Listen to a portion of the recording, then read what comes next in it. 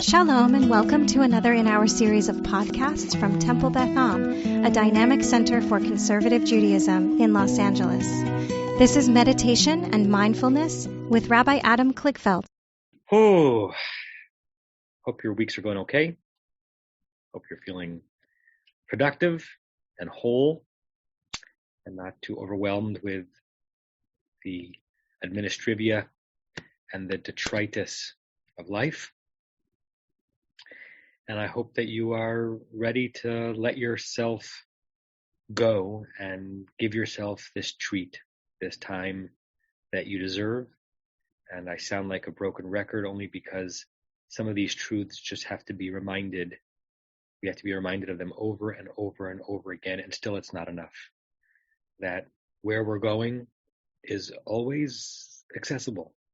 You don't need a passport. You don't need a COVID test. You don't need to sign up in advance. Sometimes it's helpful to have a frame and a leader, an excuse. But what you really need is yourself and your eyelids, and the methods that you've developed over time using these meditations or others to travel to nowhere and everywhere at the same time. And that's what we're going to do. And again, we're going to have an experience that's both joint, because we're doing it at the same time, but totally individuated. Right? I'll have no idea where you went and what it was like for you, and you'll have no idea where I went, what it was like for me. We could share it, but we generally don't. We just know that we've had this experience at the same time, and I'll hope that it was nourishing for you.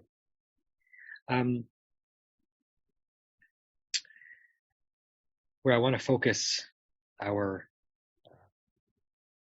time today is the notion of how the Torah describes Rebecca, who is chosen by Abraham's servant in this week's parsha as the proper first chosen Jewish matriarch, chosen Hebrew matriarch, chosen to be properly a wife for Isaac. And I'm inspired actually by a teaching that our bar mitzvah student this week will actually be using in his Dvar Torah, Marzi Hirsch, a comment by Rabbi Samson Raphael Hirsch, the founder of German Orthodoxy in the 19th century, who said that the way that Rivka is described in the Torah is Tovat Mar'eh, which is often translated as pretty to look at, Tov meaning good, Mar'eh meaning what is seen. And he adds the idea that had the Torah wanted to say pretty when it comes to physical beauty, it would have been Yifat Mar'eh or Yafeh Mar'eh. But Tov is a different complement, and it has to do with something deeper about her, such that when one encountered her, one just had a sense of the overflowing goodness within her. It was visible, a visible goodness, which is different than a visible beauty. And there's nothing wrong with a visible beauty, but it's a different thing than visible goodness. And I want us to go there in terms of what it means to be a witness to visible goodness and what it means to project it if we can. And like always, you can follow the frame if it'll be helpful to you, or just use the words and the general setting to enter into a cocoon that hopefully can be a source of nourishment to you. I invite you to close your eyes.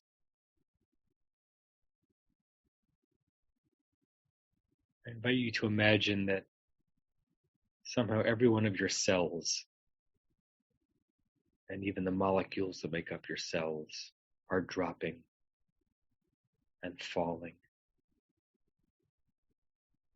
A gentle but enjoyable free fall, where you don't know the end, you don't know the bottom, but it doesn't matter because you're safe and you're well.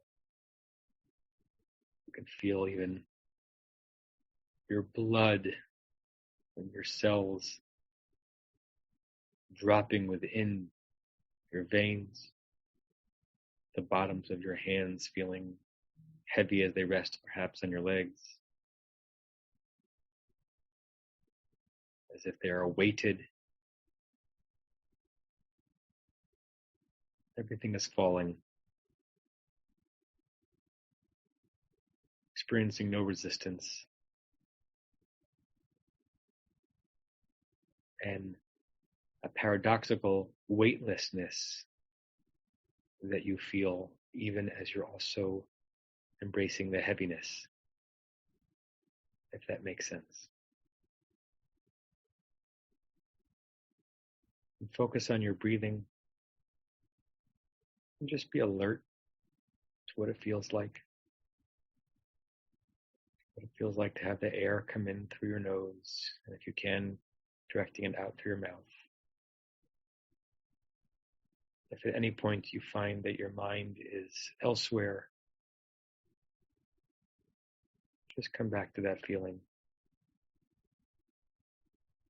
so that the breathing is the anchor of this entire experience.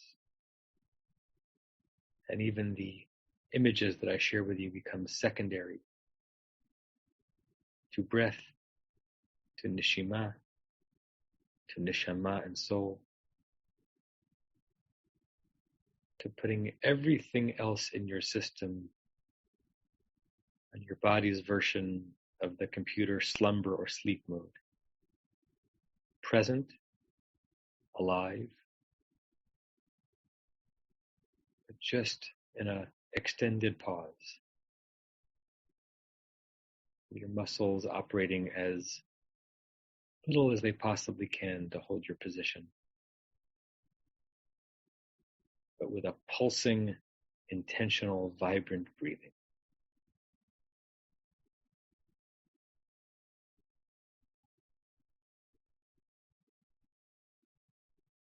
Well, let's spend a few moments just in that mode.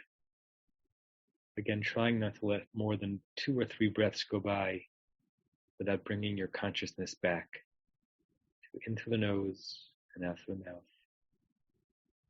The feel of it, the odor of the oxygen coming in, the sense that each breath is keeping you alive, which of course it is.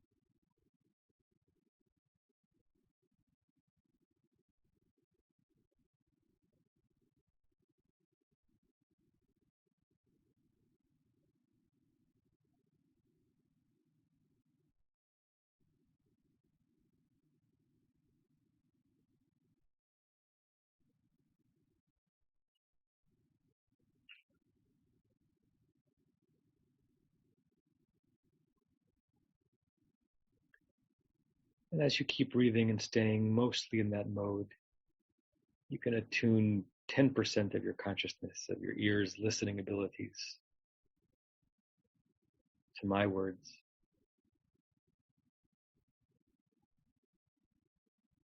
As you think of the phrase Tovat Mar'eh, goodness that is visible.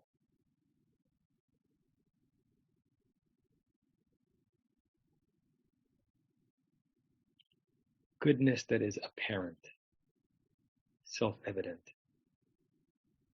obvious, and wonderful. What does that look like?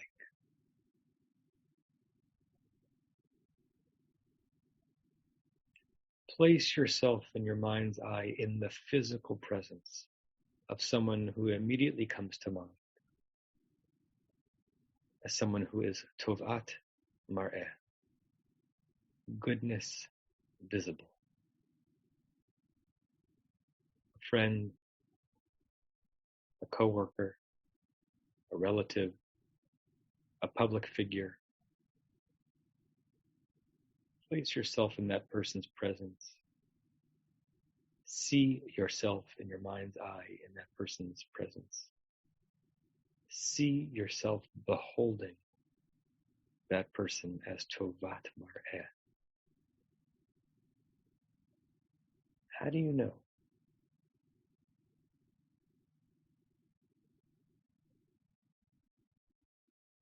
What cues do you pick up on?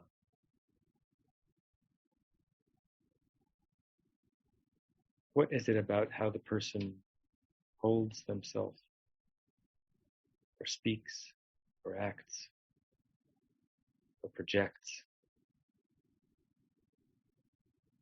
such that it is obvious that they are Tovat Mar'eh? And what does it feel like to be in that kind of presence?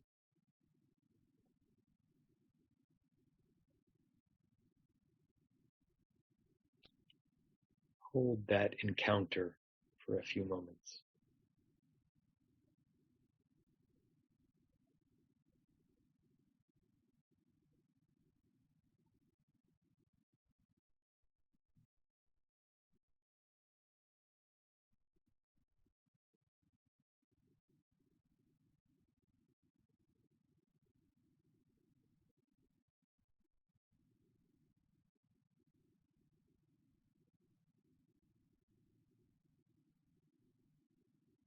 And now reverse it. You are the one being looked at. Someone that you want that person should see you as Tovat Mar'eh is looking at you, watching you, observing you, witness to you in this moment and other moments. What is the obstacle that is preventing that person from seeing you as even more Tovat Mar'eh, even more as visible goodness? What is the change, the tikkun, the behavioral lever, the facial feature, the choice of words, the action or inaction that would make you yet more deserving of the descriptor Tovat Mar'eh,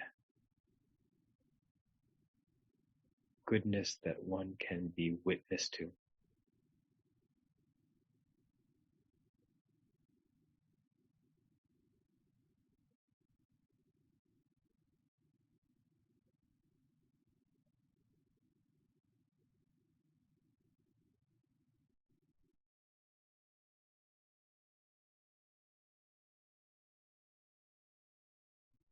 And see yourself in this vision making at least one of those changes,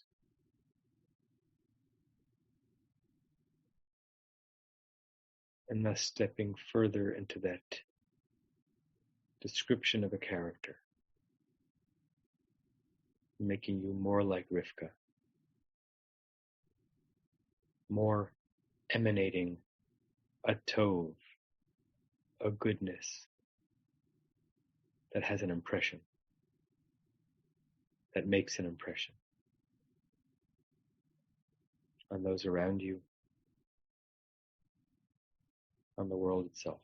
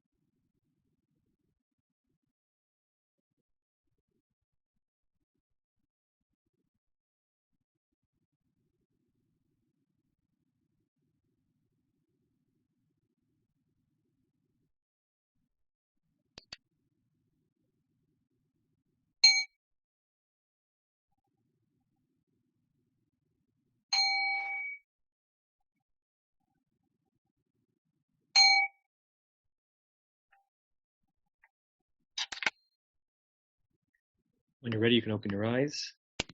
Share the screen. Let's say the closing meditation together. Say the closing. Oops. I'm listening to myself. Second.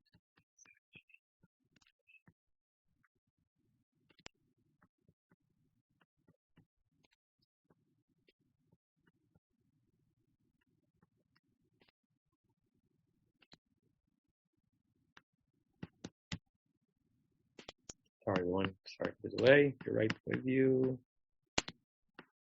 Okay. Let's say this 3 times. May we and all beings have happiness and the causes of happiness. May we all be free of suffering and the causes of suffering. May we all experience true happiness that has no taint of suffering. May we live in great equanimity, free from burdening attachment to loved ones and contempt for others, but rather with compassion for all. May we and all beings have happiness and the causes of happiness. May we all be free of suffering and the causes of suffering. May we all experience true happiness that has no taint of suffering.